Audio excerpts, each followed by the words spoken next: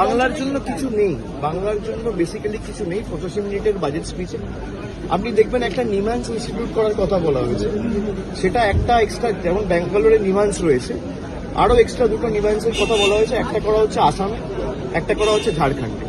বাংলার একদিকে ঝাড়খণ্ড, একদিকে আসাম। ইস্টে আপনার হচ্ছে আসাম আর ওয়েস্টে হচ্ছে ঝাড়খণ্ড। মানে বাংলার মানুষের অসুবিধা হলে হয় ঝাড়খণ্ড যাও, নইলে আসাম যাও, বাংলায় করবো না। বাংলার মানুষকে অত্যাচারিত করে রাখে। বাংলার 10 কোটি মানুষকে যদি কেউ বাংলাদেশি বলে বা বাংলাদেশি মনে করে, সেটা এই দেশের প্রধানমন্ত্রী, এই দেশের স্বরাষ্ট্রমন্ত্রী, এই দেশের অর্থমন্ত্রী হবে। তারা বাংলার জন্য কোন রকম কোনো বরাদ্দ বা কোন রকম কোনো প্রতিকার বা আর্থিক প্যাকেজ বা সমাধান কিছুই আনেনি এ বাজেটে।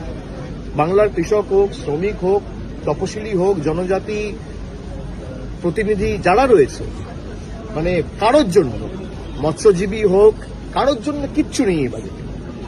যুব সমাজের জন্য আলাদা কোনো পৃথক কর্মসংস্থানের দিশা বা রোডম্যাপ কিছুই করা হয়নি। 85 মিনিট খালি হাঁটবুকে কাটিয়ে দেওয়া হয়েছে।